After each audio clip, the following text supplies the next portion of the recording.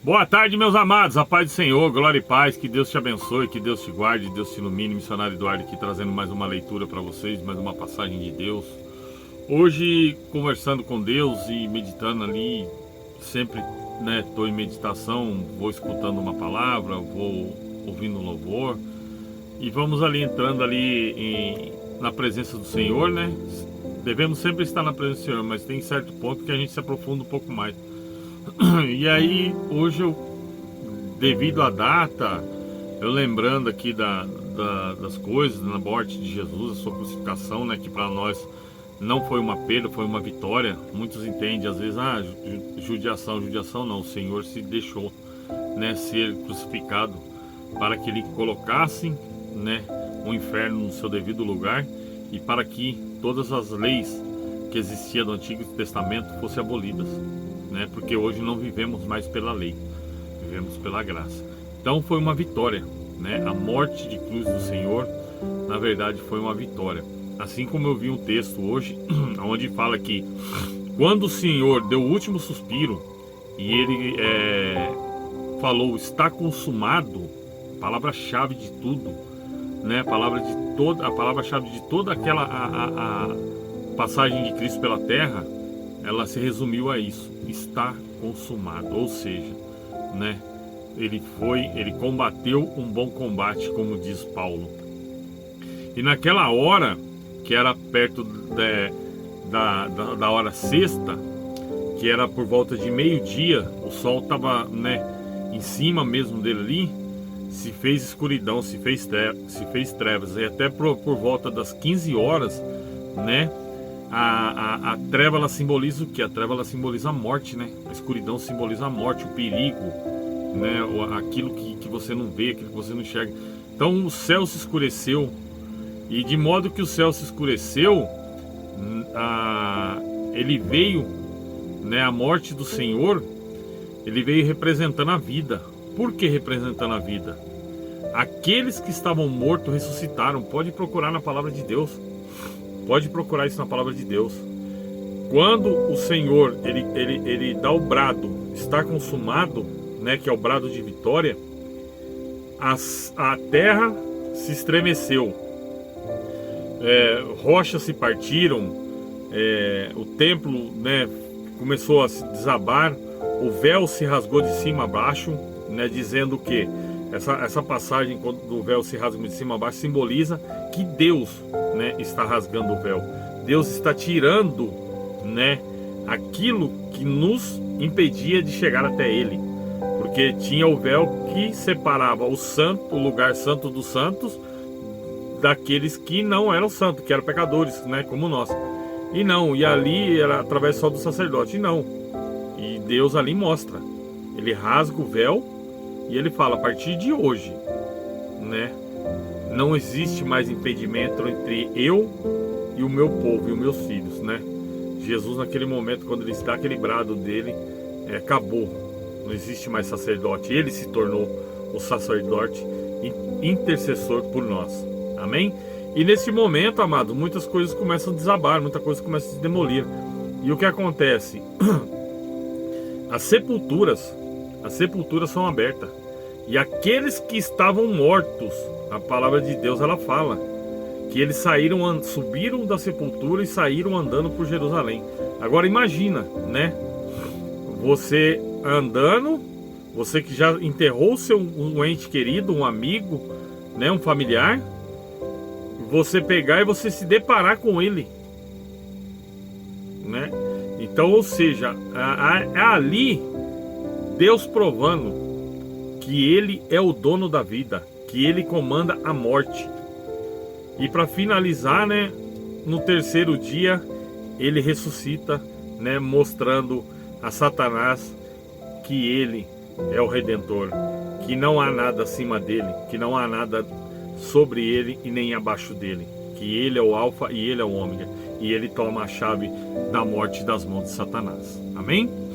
Mas, amados, né, Deus me levou a falar essa palavra aqui por motivo de alguém estar precisando ouvir essa palavra de motivação, de esperança, de vida, né, trazendo vida.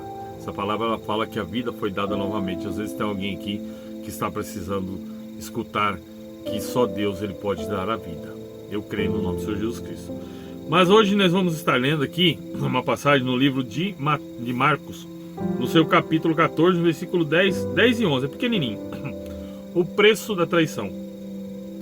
E Judas Iscariotes, um dos 12, foi ter com principais sacerdotes para o lhe entregar.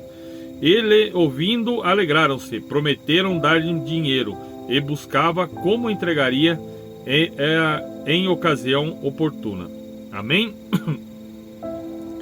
Aqui o que acontece, amados, é como eu falei uma vez, eu pregando na igreja, eu falei, vocês acham que o Senhor Jesus Cristo, ele se alegrou por Judas ter tirado a sua vida, quando ele viu que ele tinha feito uma besteira?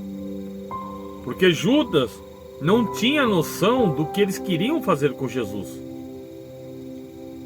Ele não tinha. Ele achou que eles queriam que Jesus parasse de pregar. Eles achou que os sacerdotes, né, ali os fariseus, os escribas, eles estavam querendo calar Jesus, que ia dar uma correção em Jesus para que Jesus parasse de pregar. Mal ele sabia, mal ele tinha conhecimento que o Senhor, o propósito dele era salvar a todos e não, né, se calar diante, né, dos mestres da lei ali, dos falsos profetas, daqueles que estavam no momento ali. Então ele não tinha noção. Quando ele viu tamanha absurdo, tamanha a cagada, vamos dizer assim, né, que ele fez colocando Jesus na mão das pessoas, ele teve um arrependimento tão profundo, meus amados, que ele veio a tirar sua vida. Ele se enforcou. Ele amarrou uma corda num galho de árvore, né, num tronco de árvore, e se enforcou. Jesus não ficou contente com aquilo. Pedro fez pior que ele. Pedro negou Jesus 3 vezes, Jesus falando para ele na cara dele: você vai me negar. Antes do galo cantar, o galo que ele fala não é galo animal igual a gente tem, era instrumento, né, que quando era de manhã, né, às 6 horas da manhã, por volta de 6 horas da manhã, tocava 3 vezes. Assim como um sino de igreja toca às 18 horas, meio-dia. Então o que acontece? Quando ele fala isso para Pedro: você vai me negar, Pedro, além de trair Jesus, Pedro mente para Jesus. Então a passagem ela nos traz o quê? Que somos traidores, amados, diante de Deus. Somos traidores diante de Deus. Somos pessoas que mentem diante de Deus. Somos pessoas que tentam achar que somos mais espertos que Deus. Essa passagem ela me mostra isso. Somos falhos, somos pecadores, somos errantes. Não temos tentamos fazer voto de confiança com Deus. E a pior besteira que se faz, você não, Deus pode confiar em mim. Deus não vai confiar em você como? Você confia em outra pessoa, que outra pessoa não consegue te ver, não consegue sondar a sua vida aqui lá na frente. Deus vai te dar um voto de confiança como? Se Ele sabe lá na frente que você vai quebrar. Então Deus, Ele te ama. Acima de tudo, de qualquer confiança, Deus, Ele te ama. Porque se Deus fosse dar um voto de confiança a nós, pode ter certeza, amado, nunca teríamos um voto de confiança. Porque toda vez que nós fazemos um voto com Deus, nós quebramos. Por que a aliança ela só tem uma parte? A aliança de casado ela não é redonda? Quando você põe uma aliança no dedo, você faz um voto com a sua esposa, né? Nunca quebrar essa aliança. Por que Deus ele fez uma aliança na terra simbolizando? Porque ele sabe que da parte do homem ele vai quebrar. Da parte dele ele nunca vai quebrar esse arco, essa aliança. Mas da parte do ser humano ele quebra, amado. Infelizmente ele quebra. Judas, né, achando que ia fazer um bem para o mestre, entendeu? Ele acabou entregando, mas era um bem necessário, né? Ele fez um mal necessário, que tinha que cumprir a promessa, como dizia o profeta Isaías. Mas ele acabou, para ele mesmo, cavando a sua morte. Ele mesmo cavou a sua morte. Então não tem como, né, falarmos que Deus dá um voto de confiança. Deus, ele sabe que lá na frente iremos né, fazer alguma coisa que vai desapontá-lo, e vamos pedir perdão, e vamos pedir clemência, entendeu? Mas Deus, ele é bom. Deus, ele, a aliança que ele tem com nós, de não destruir a terra, mas sim deixar que o homem por si só destrua. Ele fez isso aí lá atrás, lá quando ele falou para Noé, falou: eu não vou fazer mais nada, eu vou deixar que o próprio ser humano vai acabar. Então Deus, o que eu trago hoje aqui é o seguinte: Deus, ele ficou triste demais, Jesus, ele ficou triste demais, que ao invés de Judas fazer igual Pedro, né, depois dizer que ama, depois dizer que ama, depois dizer que ama, entendeu, e se render aos pés do Senhor, ele não, ele tomou o caminho contrário. Ele foi, se enforcou, entregou a sua vida. Ele já estava na mão do inimigo, e aí ele acabou entregando cada vez mais a sua mão na mão do inimigo, sua vida na mão do inimigo. Amém? Que Deus, ele possa te abençoar, que Deus, ele possa te dar uma Páscoa abençoada. E lembre-se, Páscoa não é um coelho que simboliza a Páscoa. O que simboliza a Páscoa é a ressurreição de Cristo. Um coelho foi o que criaram para tentar tirar o foco do quê? Que é a ressurreição de Cristo. Mas o importante de tudo é lembrar que domingo de Páscoa é dia de ressurreição, é dia de vitória, é dia de glória, aonde o Senhor tomou a chave do inferno da mão de Satanás, aonde o Senhor mostrou a Satanás que quem manda é Ele, ninguém é acima dele, ninguém é abaixo dele, Ele é o alfa e Ele é o ômega. Amém? Que Deus possa te abençoar. Pai, muito obrigado por essa palavra. Senhor, cuida dos teus filhos, dá um final de semana abençoado, que o Senhor possa trazer paz, saúde e prosperidade. Coloca, Pai, chocolate na mesa das crianças, coloca chocolate na mesa, Pai, dos teus filhos, que eles possam comer, nem que seja uma barra de chocolate. Protege, guarda, abençoa, Pai. Que o chocolate simboliza uma festa, mas nunca ele vai simbolizar a tua ressurreição. Não vamos transformar, Pai, a tua dor em chocolate, a tua dor em doce. A tua dor, ela foi necessária para que os seus filhos fossem salvos, para que a minha vida estivesse aqui hoje falando do Senhor. Mas que o Senhor possa trazer, Pai, bênçãos sem medidas, que o Senhor possa trazer abundância, Pai, na casa dos teus filhos. E eu te peço, meu Deus, que o Senhor venha, Pai, nos guardar, nos abençoar. Repreende todo o mal, repreende toda a obra do inimigo, toda lascívia, prostituição, pensamento negativo, obras do inimigo, Pai. Perdoa as nossas transgressões, Senhor. Perdoa os nossos pecados.